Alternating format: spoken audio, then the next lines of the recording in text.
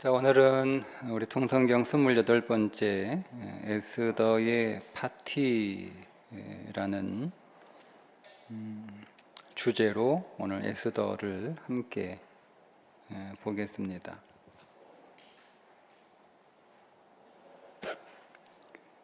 우리가 가지고 있는 성경의 순서대로 읽으면 에스라, 느헤미야, 에스더 이렇게 순서가 되어 있는데 역사의 순서로 읽어보면 사실은 에스더가 에스라와 느헤미야 앞에 나와 있어야 됩니다. 왜냐하면 에스더가 목숨을 걸지 않았으면 에스라와 느헤미야도 없는 사람이기 때문에 그렇습니다. 에스더의 그 사건이 끝나고 나서 에스라가 두 번째 포로 귀환, 그리고 느헤미야가 세 번째 포로 귀환. 그러니까 첫 번째와 두 번째 포로 귀환 사이에 80년이라고 하는 시간의 간격이 있는데, 그 80년이라고 하는 시간의 간격 안에 있었던 사건이 에스더서에 나와 있는 사건입니다. 그래서 만약에 에스더가 모르드게와 함께 하만의 계략으로 이제 페르시아 내에 있는 모든 유대인들이 몰살당할 위기에서 그 모든 유대인들을 건져내지 않았다면 에스라도 존재하지 않았고 느헤미야도 존재하지 않았다는 것을 우리가 좀 기억할 필요가 있습니다. 그래서 성경의 순서는 에스라, 느헤미야, 에스더로 되어 있지만 우리가 에스더를 지난 시간에 6장까지 읽고 에스라를 6장까지 읽고 그리고 학개와 스가랴 우리가 보았고 오늘 에스더를 읽고 다음 주에 나머지 에스라 7장부터 10장까지 그리고 느헤미야 이렇게 보면 성경을 여러분들이 시대적인 순서에 의해서 사건과 또 역사적인 시간에 의해서 여러분들 안에 좀 이렇게 배열이 되면 여러분들이 성경을 읽을 때에도 좀 더 그 배경 지식을 알고 성경을 읽기 때문에 거기에서 메시지를 우리가 발견하기가 조금 더 수월해질 것 같습니다. 오늘 제목이 에스더의 파티인데요. 우리 성경에는 잔치라고 번역이 됐겠죠. 네, 파티는 영어식 표현이니까. 에스더서에 10번의 잔치가 있습니다. 그러니까 잔치라고 하는 그 주제를 가지고 에스더 전체를 이렇게 읽으면 제가 지난번 그 에스더 새벽기도 할 때도 아마 잠깐 소개를 한 것 같은데 굉장히 좋은 성경 읽기 한 방법, 그러니까 성경을 시대로도 읽지만 한 주제로 성경을 읽는 것도 굉장히 좋거든요. 그러니까 예를 들어서 이제 에스더가 뭐 여러 주제가 있을 수 있겠지만 그래도 대표적인 주제가 잔치거든요. 그러니까 잔치가 10번의 잔치가 나와요. 에스더서 안에. 그 10번의 잔치가 다 다른 잔치들이에요. 믿음의 사람이 열었던 잔치도 있지만 믿지 않은 사람이 열었던 잔치도 있거든요. 그러니까 잔치라고 하는 것은 우리가 다 모든 인생들이 궁극적으로 내 인생에 늘 이렇게 잔치와 같았으면 좋겠잖아요. 뭐 우리 인생에 늘 애곡하는 상가 같으면 좋지 않잖아요. 그러니까 우리 인생에 늘 잔치와 같았으면 좋겠는데 그 잔치가 어떤 잔치이어야 되느냐를 에스더서에서 여러분 관심을 갖고 읽어보시면 그냥 막연히 내 인생에 잔치하는 인생이기를 기대하는 게 아니라 내 인생은 어떤 잔치가 있는 인생이어야 되는가. 그러니까 에스더서를 통해서 우리는 인생에서 잔치가 어떤 의미를 가지고 있는지 그리고 그 잔치는 누구로부터 배설되어야 하는지를 우리가 발견하게 되고 그리고 그 잔치의 목적이 무엇인가를 우리가 발견하게 되는데요. 크게 보면 그렇습니다. 좀 세세하게 10번의 잔치들을 하나씩 보게 되면 거기에 굉장히 중요한 메시지가 발견되는. 근데 오늘은 뭐 그거를 다 다룰 수 없으니까 그냥 쏙 이렇게 한번 지나가면서 에스더가 열었던 두 번의 잔치가 어떤 잔치였는지를 잠깐 제가 여러분들에게 소개를 해드리고, 마지막 불임절, 마지막 10번째 잔치가 불임절 잔치거든요. 그러니까 이스라엘에 없었던 명절이 하나 생겨요. 그게 이제 구약의 불임절이고 신약의 이제 신약이 시작되기 전에 또 하나의 절기가 있는데, 그 불임절 잔치, 이게 마지막 10번째 잔치인데, 이 불임절 잔치를 통해서 그리스도인들에게 있어서 잔치는 무엇인가? 그러니까 세상 잔치와 우리 그리스도인의 잔치의 삶이 왜 어떻게 다른가를, 그러니까 막연히 잔치가 즐거운 인생, 세상은 그게 뭐 먹고 마시는 게 전부지만 그리스도인들에게 있어서 잔치는 그런 게 아니다라는 것을 제가 불임절 마지막 소개를 드리면서 간단하게 좀 언급하도록 하겠습니다. 오늘 4가지 주제로 에스더서를 이렇게 분류를 했습니다. 하나하나 우리가 보기 전에 먼저 통으로 외우세요. 여러분 교재 233페이지에 통으로 외우세요를 좀 한번 읽고 진행하도록 하겠습니다. 함께 읽겠습니다. 에스더는 1차 귀환과 2차 귀환 사이에 페르시아에서 있었던 일을 기록한 책입니다. 에스더의 헌신이 있었기에 페르시아 제국에서 살아남게 된 에스라와 느헤미야가 각각 2차, 3차 귀환의 지도자가 될 수 있었습니다. 통으로 있는 센터 같이 읽겠습니다.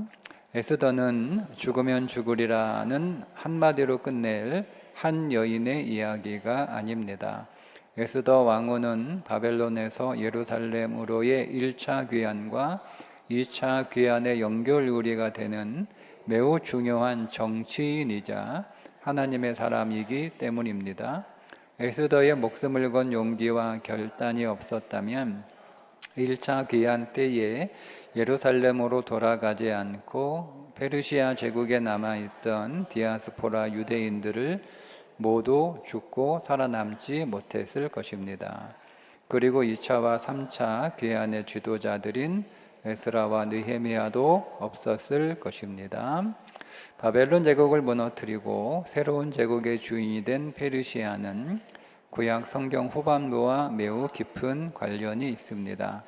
먼저 페르시아 제국의 1대왕 고레스는 스룹바벨 학계 스가랴 선지자와 관련이 있고, 4대왕 아하수에르는 에스더와 관련이 있으며, 5대왕 아닥사스다는 에스라 느헤미야와 깊은 관련이 있습니다. 그렇죠? 고레스는 고레스 칙령을 발휘해서 이제 포로들을 귀환시켰던 왕이기 때문에 1차 포로 귀환자였던 스룹바벨 학계 스가랴와 관련이 있는 것이고, 4대왕 아하수에르는 오늘 우리가 읽게 될 에스더의 배경이 되는 시대의 왕이었고, 아하수에르의 왕후가 에스더였기 때문에 우리에게는 중요한 왕이고, 5대왕 아닥사스다는 에스더와 느헤미야 시대에 특별히 느헤미야를 이제 성벽 제거를 위해서 휴가를 주고 재건에 필요한 모든 것들을 지원해 주었던 왕이기 때문에 우리에게는 중요한 왕이다라고 할 수가 있습니다. 에스더 1장과 2장은 에스더가 이제 왕후가 되는 내용들이거든요. 근데 1장은 이제 왕후 마스디가 폐위되는, 그리고 2장은 에스더가 이제 새로운 왕후로 선출이 되는 그런 내용들이 기록되어 있는데, 1장을 이해하기 위해서는 페르시아와 그리스의 4번에 걸친 전쟁을 여러분 알고 있으면 굉장히 도움이 됩니다. 페르시아와 그리스가 4번에 걸친, 그러니까 페르시아 전쟁이 여러분 세계 역사도 굉장히 중요한 전쟁이잖아요. 4번에 걸쳐서 페르시아와 그리스가 전쟁을 하게 되는데, 1차와 2차는 다리오 왕, 그러니까 오늘 우리가 에스더서에 기록되어 있는 아하수에로 왕의 아버지죠. 다리오 왕이 1차와 2차에 걸쳐서 그리스와 전쟁을 하게 되고 3차 전쟁을 앞두고 이제 다리오가 죽습니다. 죽고 이제 그 아들이 이어서 아하수에로 왕이 왕위를 물려받게 되는데 즉위하자마자 2년에 걸쳐서 전쟁을 준비하게 되고 또 그의 즉위 3년째 되는 해 3차 그리고 4년 후에 4차 이렇게 전쟁을 치르게 되는 거예요. 1차와 2차 그리스 지역에는 그리스 지역의 연합 국가잖아요. 페르시아가 다스리고는 통치하고 있는 그 지역 안에 그리스 지역의 연합 국가들이 반란을 일으키게 되는데 그 주도가 이제 그리스 아테네와 뭐 스파르타 뭐 이런 나라들이거든요. 네, 거기에서 이제 다리오 왕이 이제 정벌을 나서게 되는데 여러분 교재는 1차, 2차, 3차 모두 그리스가 이겼다 이렇게 적고 있는데 1차는 페르시아가 사실은 승리를 했습니다. 승리를 했는데 다른 그리스 지역 내에 있는 다른 나라들은 다 이제 페르시아 다리오 왕에게 이제 굴종을 서약하고 이제 다 무릎을 꿇었는데 아테네와 스파르타만 그거를 거부를 했어요. 그래서 아테네와 스파르타를 이제 마지막 그 공격하기 위해서 출전을 했다가 이제 바다 페르시아 함대가 폭풍을 만나서 1327척 가운데 400여 척이 침몰을 당하는 재난을 당하게 되죠. 그래서 이제 그 원정을 포기하고 다시 돌아가는 것 때문에 아마 페르시아가 졌다 이렇게 이해를 하고 쓴 것 같아요. 근데 첫 번째는 이겼어요. 이겼는데 이제 아테네와 스파르타가 거부를 한 거니까 폭풍을 만나서 돌아가긴 했으니까 뭐 그거 가만두겠습니까? 그래서 두 번째 전쟁이 이제 2년 뒤에 2차 페르시아 그리스 전쟁이 이제 일어나게 되는데 이때는 그 유명한 마라톤 전투 거기에서 참패를 합니다. 참패를 해요. 그리고 이제 세 번째 전쟁을 준비하다가 이제 다리오 왕은 이제 죽게 되고 그의 왕위를 이어받은 이제 아하수에로 왕이 즉위하자마자 2년 동안 전쟁을 준비합니다. 전쟁을 준비하고 3차 전쟁을 출전하기 6개월 전에 이제 페르시아 제국 내에 127방백 그 지역들이죠. 쭉 이렇게 요즘 주로 이렇게 나누어 가지고 거기에 있는 모든 지도자들과 전쟁의 장군들을 뭐 다 모아가지고 6개월 동안 잔치를 벌입니다. 그게 1장의 배경이에요. 6개월 동안 이렇게 잔치를 벌이고 또 수상궁에서도 잔치를 벌이고 또 왕후 와스디도 이제 수고한 사람들을 위해서 또 잔치를 벌이고 이렇게 잔치를 벌여요. 그렇게 잔치를 벌이던 중에 이제 왕후 와스디가 폐위가 되는 사건이 벌어지게 되는 거예요. 네. 그렇게 폐위가 되고 이제 3차 전쟁에 나가서 역시 패배하고 다시 4차 전쟁에 나가서 또 패배하고 그리고 이제 돌아오는 거예요. 7년 만에 이제 전쟁터에서 즉위 7년 만에 전쟁터에서 돌아와 이제 뭐 여러 해석들이 있는데 와스디 폐위를 너무 감정적으로 너무 즉흥적으로 내가 술 많이 취해가지고 뭐 그래가지고 이제 전쟁에도 패한 상실감, 뭐 허무, 뭐 이런 여러 가지 감정에 의해서 왕후 와스디를 그리워하는 아하수에로 왕에게 이제 새로운 왕후를 이제 그의 신하들이 추천을 해서 새로운 왕후를 맞이하게 되는 뭐 이렇게 해석하기도 합니다. 어쨌든 그렇게 해서 이제 2장에서 새로운 왕후로 이제 에스더가 이제 선출이 되고 이제 왕후가 되는 이게 1장과 2장의 이야기라는 것으로 여러분 배경을 좀 이해하시면 좋을 것 같아서 소개를 해드립니다. 그리고 이제 두 번째 3장과 3장부터 7장까지는 이제 하만에 의해서, 그러니까 아각 사람 하만, 아말렉 그 자손이죠. 아말렉 후손 아각 사람 하만이 유대 출신 모르드게가 이제 자기에게 머리를 숙이지 않으니까 그것이 이제 원한이 되고 그 안에 앙심을 품어서 유대 민족 살해 계획을 세우게 되고, 이제 그것을 왕에게 뭐라고 이야기하냐면 이렇게 이야기를 하죠. 여러분 보시는 3장 8절부터 10절에 있는 말씀에 보면, 하만이 아하수에로 왕에게 아뢰되 한 민족이 왕의 나라 각 지방 백성 중에 흩어져 거하는데 그 법률이 만인의 것과 달라서 왕의 법을 지키지 아니하오니. 그러니까 유대인들, 페르시아 내에 있는 유대인들의 법이 페르시아 제국이 제정한 법과 다르다는 거예요. 그러니까 저거 가만히 두면 큰일 나니까 저거 그대로 두면 안 된다, 뭐 이렇게 이제 왕에게 정치적 조언과 제안을 하는 거죠. 이제 그렇게 해서 이제 왕이 조서를 내려 그들을 진멸하라고 하는 왕의 반지를 이제 아각 사람 손에 쥐어주고 네가 조서를 써서 반포해라, 뭐 이런 내용이 3장에 시작이 됩니다. 그래서 아수에로 왕의 이름으로 조서를 써서 각 지방의 문자와 각 민족의 언어로 또 반지로 써서 인을 치고 그것들을 역졸들에게 각 지방에게 이제 보내는데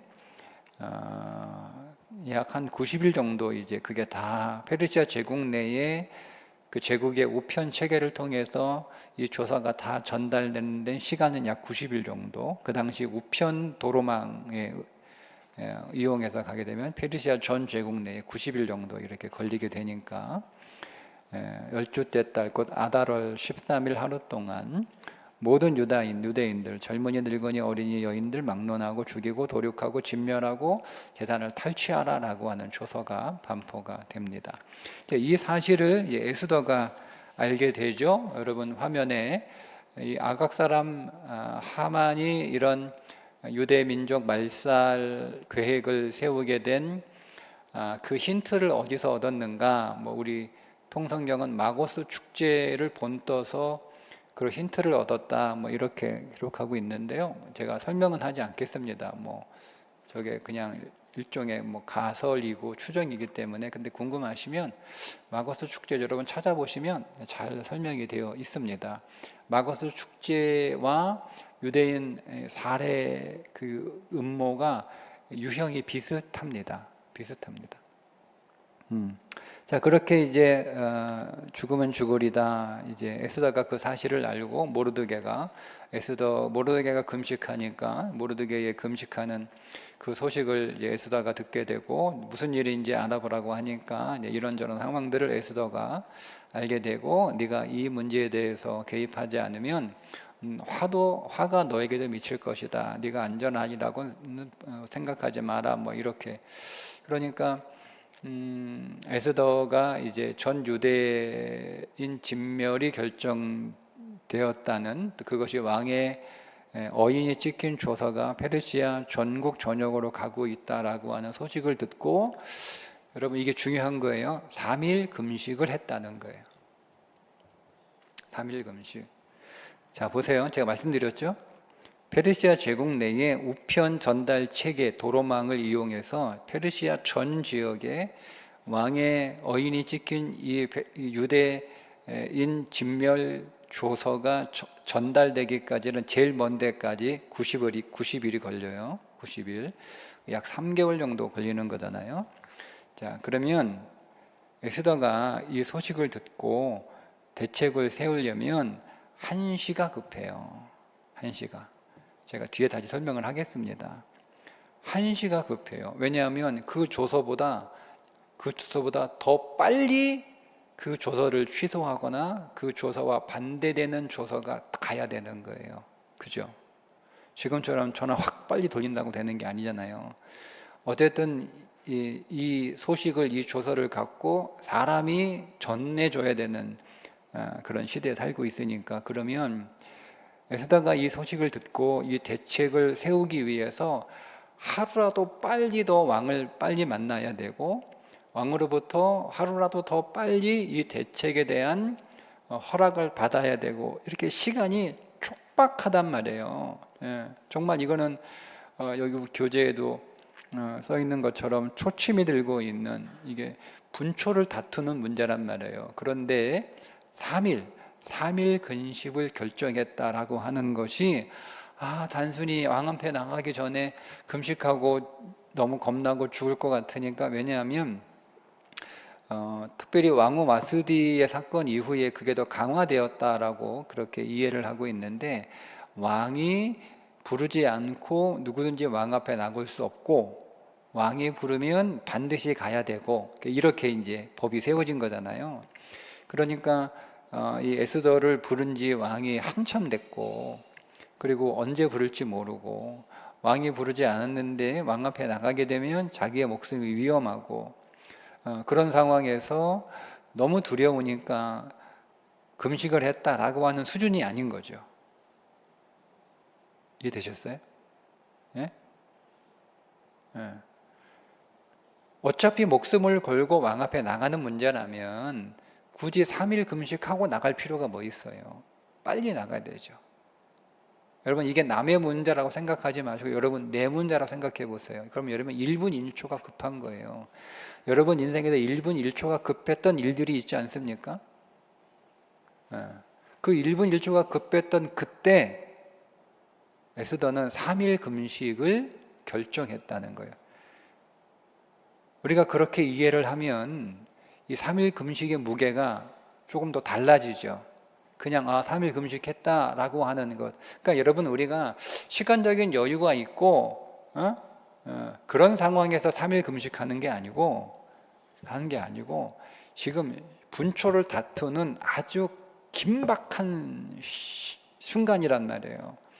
그러니까 3일을 어떻게 시간을 그렇게 연기해서 3일 만나고 결정하고, 조서 뭐 예를 들면 그대로 한다면 조서 뭐 새로 꾸미고 뭐 이렇게 하면 이미 출발했는데, 그 사람들을 어떻게 따라잡아? 그게 먼저 가기 전에 이게 가야 되는데. 그러니까 이런 상황에서 3일 금식은 여러분 우리가 좀 더 묵상해 볼 만한 성경의 주제이기도 합니다. 에스더의 3일 금식, 시간, 분초를 다투는 상황에서의 그가 할 수 있는 것을 멈추고 하나님 앞에 기도한 에스더의 믿음, 그것을 기도한 에스더의 기도하라는 에스더의 말에 함께 마음을 같이하여 함께 기도했던 유다인들의 믿음. 에스더만 혼자 기도하겠다고 말한 거 아니잖아요. 다 같이 기도하자고 말한 거니까. 그리고 나서 이제 죽으면 죽으리다, 이게 결정이 된 거예요. 죽으면 죽으리다. 왜? 왕의 규례를 어기고 나아가리니 죽으면 죽으리다. 그러니까 우리 교재에는 전쟁보다 더한 정치, 그러니까 지금 전쟁보다 더 위험하고 전쟁보다 더 중요한 정치를 에스더가 하겠다는 거예요. 왕을 만나는 거죠. 단순히 왕을 만나는 게 아니다, 어떤 정치라고 하는 거죠. 그러니까 정치라는 주제로 에스더서를 읽을 때도 굉장히 여러분 우리에게 영적인 어떤 좋은 묵상이 될 수 있는, 정치라는 게 사실 뭐 우리 삶 자체가 정치잖아요. 꼭 뭐 나라에 뭐 공무원 돼가지고 하는 게 정치만 아니고요. 국회의원 뭐 장관 돼야만 하는 게 정치가 아니고 우리 삶 자체가 다 정치예요. 다 정치예요. 가정도 정치하는 거예요. 가정도 정치예요. 여러분 하는 직장에서도 정치하는 거고, 여러분 하는 뭐 사업도 생업도 다 정치하는 거예요. 다 애들 학교 다니는 것도 다 정치하는 거예요. 그 정치.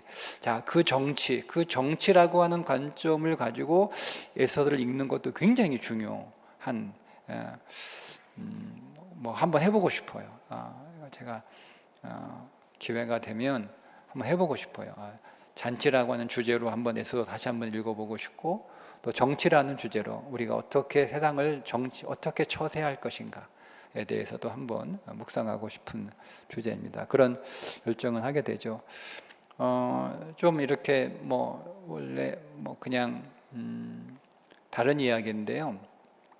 이집트 왕자 모세와 페르시아 왕후 에스더의 차이가 좀 하나 말씀드리고 싶은데, 이집트 왕자 모세가 이제 백성들을 이제 하나로 모아서 그들과 함께 이제 어떤 무엇인가를 시도하려고 할 때, 그러니까 싸우는 두 히브리 노예들을 이제 그 모세가 중재하면서 왜 우리끼리 싸우냐, 지금 우리끼리 싸울 때냐, 이렇게 얘기할 때, 그거를 히브리 노예들이 그런 모세를 거절했잖아요. 거부했잖아요. 왜냐하면 모세가 우리의 왕이 되려고, 네가 우리의 왕이 되려고 하느냐, 네가 뭔 간섭이냐, 네가 뭔 참견이냐, 이렇게 오해를 해서 결국 모세는 광야로 들어가게 됐잖아요.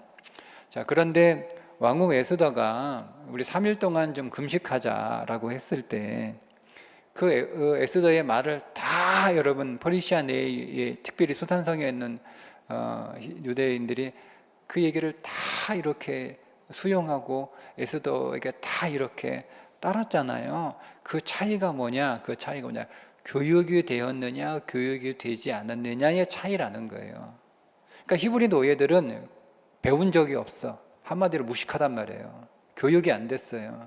그러니까 여러분, 우리 신앙에서 교육이 얼마나 중요한지를 보여주는 두 가지 사건인 거죠.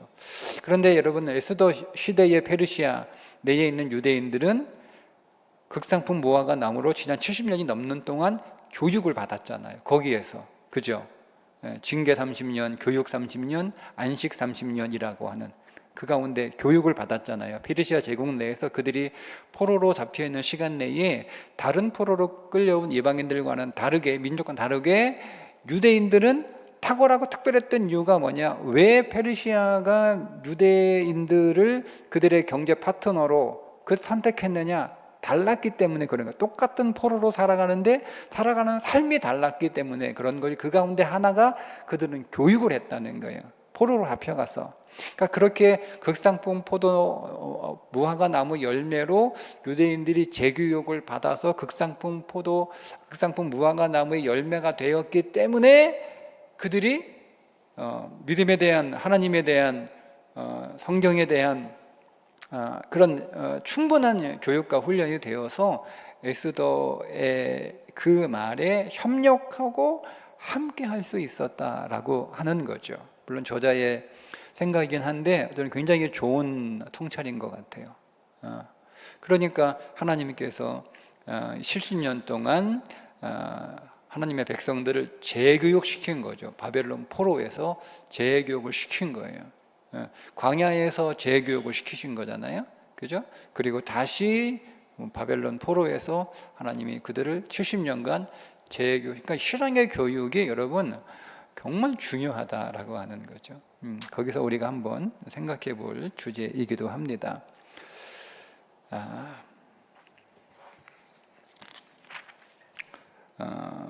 에스더 8장은 이제 왕의 조서를 뛰어넘는 또 하나의 다른 왕의 조서가 이제 작성이 돼서 반포되는 이야기가 에스더 8장에 나오는데요. 에스더가 에스더가 왕을 위해서 두 번의 잔치를 배설하잖아요. 그게 에스더서에 나오는 6번째, 7번째 잔치거든요. 자, 보세요.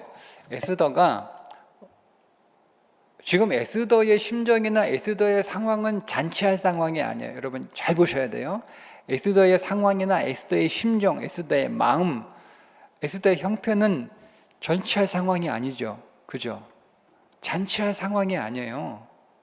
근데 이게 에스더가 살아가는 신앙의 정치였다는 거죠. 왕을 만나기 위해서 잔치를 배설하는 거예요. 근데 그 잔치가 그냥 억지로 마지못해 이렇게 형식적으로 하는 잔치가 아니었고, 자기의 마음과 심정은 잔치할 수 있는 마음이나 심정이나 상황이나 형편은 아닌데 그 왕 자기 목적을 위해서 베풀었던 그 잔치가 여러분 에스더에게는 최선의 최고의 그러니까 자기의 마음이나 자기의 환경을 뛰어넘는 진짜 왕을 기쁘게 하는 잔치를 준비했다는 거예요. 이게 포인트예요. 왜냐하면 그 잔치를 받은 왕이 잔치를 두 번 받는데 첫 번째 그 잔치가 얼마나 그의 마음을 움직였는지 뭐라고 얘기해요? 에스더 5장 3절에 나라의 절반이라도 그에게 주겠다 이렇게 얘기하고요. 7장에 또 두 번째 잔치에서 내 민족을 내게 주소라고 요구할 만큼 뭐 주냐 다른 거 필요 없다. 왕의 나라는 왕이 가지시고 나는 내 나라 내게 달라 이렇게. 근데 여러분 왕이 에스더에게 나라의 절반이라도 주겠다고 할 정도로 그 잔치가 정말 흡족했다는 거예요. 자, 그러면 보세요. 에스더가 잔치할 수 있는 심정도 아니고 잔치할 수 있는 상황도 아니잖아요. 그죠? 그 마음과 그 상은 이루 말할 수 없이 고통스럽고 애통하고 두렵고 정말 심각한 절망적인 상황이잖아요. 그런데 그가 그의 인생에 민족을 구하기 위하여 베푼 잔치는 정말 그 왕을 즐겁게 하는 진심과 진정과 정성과 최선의 최고의 잔치를 베풀었다는 거예요. 이게 신앙의 수준인 거예요. 우리가 잔치할 수 없는 상황, 잔치할 수 없는 마음, 애통하고 고통스럽고 두렵고 불안하고 절망적인 상황에서 한 사람을 위해서도 여러분 잔치를 배설하는 인생을 살아가는데 하나님 나라를 위해서 우리는 그 정도의 정치도 못하냐 이런 좋은 어떤 묵상의 주제들을 우리들에게 도전하고 있습니다. 자, 그렇게 해서 이제 왕이 조서를 여러분 이거는요 아주 굉장히 초법적인 사건이에요. 그러니까 여러분 다니엘 기억하시죠? 다니엘 왕은 다니엘이 문제가 없다는 건 너무너무 잘 알아요. 그 다니엘을 너무 사랑했고 다니엘을 정말 살리고 싶었어요. 그런데 자기가 쓴 조서를 자기가 못 바꾸잖아요. 이게 왕의 조서예요. 왕의 도장이 한번 찍히면 왕도 못 바꾸는 거예요. 왕도 못 바꾸고 이게 조서예요. 그러니까 오늘 왕도 아하수에로 왕도 못 바꾼다는 거죠. 못 바꾼다는. 이거 내가 썼지만 나도 못 바꾼다. 한 번 도장이 찍혔으면 내가 그걸 번복할 수 없다라고 해서 그것을 철회하는 게 아니라 그것을 넘어서는 또 다른 조서를 써서 조서를 보내게 되잖아요. 보내게 되는데 놀라운 일이 하나 벌어지게 됩니다. 자, 제가 아까 말씀드린 에스더가 3일 금식을 통해서 어쨌든 3일이라는 분초를 다투는 이 긴박한 상황에서 3일이라고 하는 시간을 지체한 거잖아요. 그죠? 그건 기도를 선택했잖아요. 3일의 기도를 선택하게. 인간의 측면에서 보면 내가 믿음으로 선택하는 그 믿음의 행위가 늦고 지체하는 것 같고 뒤처지는 것 같고 하는 것처럼 보여요. 근데 이 일이 어떤 일이 벌어졌는가를 보시면 페르시아 제국의 우편로, 페르시아 제국 내에 11개의 우편역을 설치를 했습니다. 그래서 수사로부터 사대와 에베소 끝까지 이르기까지 약 2700km의 도로에 111개의 우편역을 설치를 해서 그 우편역을 통해서 제국의 모든 소식들을 전달하는 체계를 갖추고 있었어요. 그런데 이 2700km 도로 마지막 에베소까지 이르는 시간이 90일이 걸립니다.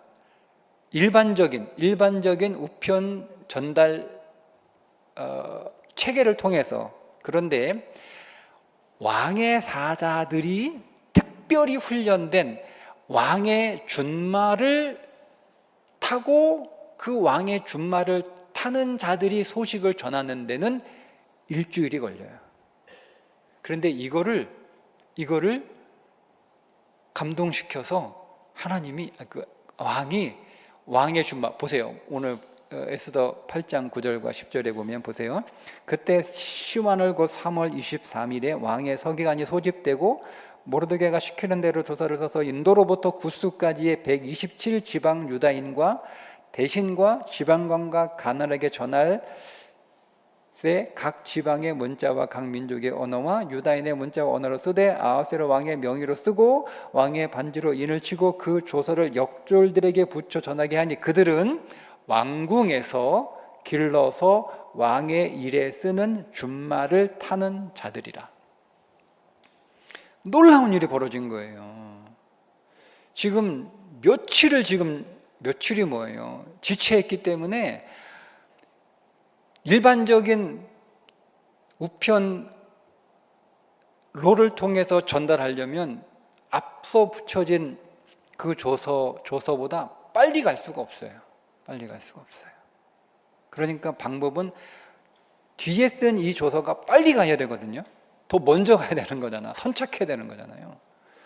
그래서 왕궁에서 길러지는 왕의 일에 쓰는 준말을 타는 자들을 통해서 조서를 전달하게 하는 거예요.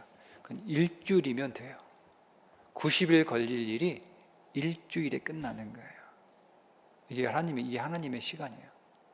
그러니까 우리는 우리의 상식으로 보면 3일을 낭비하는 거잖아요. 3일을 늦게 하는 거잖아요. 최소한. 예? 사실 더 늦잖아요. 뭐 잔치하고 뭐 부르고 조사하고 쓰고 뭐 이렇게 하는데 며칠이 걸릴 거 아니에요. 그럼에도 불구하고 에스더가 먼저 하나님 앞에 기도하는 3일간의 금식을 선택했다는 거. 그러니까 여러분, 하나님의 시간은 하루가 1000년 같고 1000년이 하루 같아요. 그러니까 여러분, 너무 초조할 것 없고 여러분 너무 서두를 거 없어요. 여러분, 우리에게 시간이 중요한 게 아니라 오늘 우리의 인생에서 믿음이 더 중요한 거예요. 시간이 중요한 게 아니라. 그러니까 우리가 믿음을 선택한다는 것이 무엇인지를 잘 보여주는 하나의 사건이기도 합니다. 자, 그렇게 해서 이제 왕의 조서가 제국 내에 다 전해지게 되고 유다 백성들에 의해서 유다인들을 공격하는 사람들이 도리어 이제 멸망하게 되는 일들이 일어나게 됩니다. 페르시아 제국 내의 유다 백성의 승리로 끝나게 되죠. 자, 그런데 불임절 절기가 이 사건으로 인해서 새로 제정이 되는데, 원래 이 사건은 페르시아 제국 내에 남아있는 유다 백성들에게 가장 비극적인 날이 될 뻔했잖아요. 그런데 하나님이 구원하셔서 그들에게 기쁨의 날이 되고 승리의 날로 바뀌었잖아요. 가장 비극적인, 가장 인생의 절망적인 그런 어두운 날이 인생의 가장 기쁜, 가장 승리하는 날로 바뀌게 된 것을 기념해서 만든 것이 불임절입니다. 부르가 제비 뽑다라는 말이잖아요. 그 부르에서 이제 불임절이라고 하는 말이 나오게 되었는데, 자, 말씀드린 것처럼 세상의 잔치와 믿음의 잔치가 무엇이 다른가? 자, 불임절 잔치에 특징이 있습니다. 그게 에스더 9장 22절입니다. 자, 한번 여러분 보이시나요? 한번 읽어보시겠어요? 자, 함께 읽어보겠습니다. 시작. 이날에 유다인들이 대적에게서 벗어나서 평안함을 얻어 슬픔이 변하여 기쁨이 되고 애통이 변하여 길한 날이 되었으니 이 두 날을 지켜 잔치를 베풀고 즐기며, 보세요, 서로 예물을 주며 가난한 자를 구제하라. 서로 예물을 주며 가난한 자를 구제하라. 이게 믿음의 잔치의 목적입니다. 하나님이 오늘 우리에게 잔치를 배설해 주신 목적, 슬픔이 변하여 기쁨이 되고 애통이 변하여 길한 날이 되게 하신 우리 인생에 이런 잔치를 하나님이 베풀어 주신 목적은 너 혼자 잘 먹고 잘 살라고, 너 혼자 즐겁게 살라고 주신 잔치가 아니라는 거. 이거는 세상의 잔치예요. 그러니까 우리의 잔치는 뭐예요? 나 혼자 잘 먹고 잘 살고 배부르고 즐겁고 재밌는 인생을 살아가기 위한 것이 아니고, 우리의 이 기쁨을 가난한 자들에게 나누어 주고 그들과 함께 잔치하지 못하는 사람들에게 그 잔치를 같이 할 수 있도록, 그들도 잔치하는 삶을 살아가게 하도록 하는 것이 하나님이 믿음의 사람들에게 베푸신 잔치이며, 우리가 인생을 잔치로 살아가는 목적이라는 거예요. 자, 이거는 신명기 15장 11절의 말씀의 성취죠. 땅에는 언제든지 가난한 자가 그치지 아니하겠으므로 내가 네게 명령하여 이르노니 너는 반드시 네 땅 안에 네 형제 중 곤란한 자와 궁핍한 자에게 내 손을 펼지니라. 신명기 말씀의 성취, 그 말씀에 순종하는 거예요.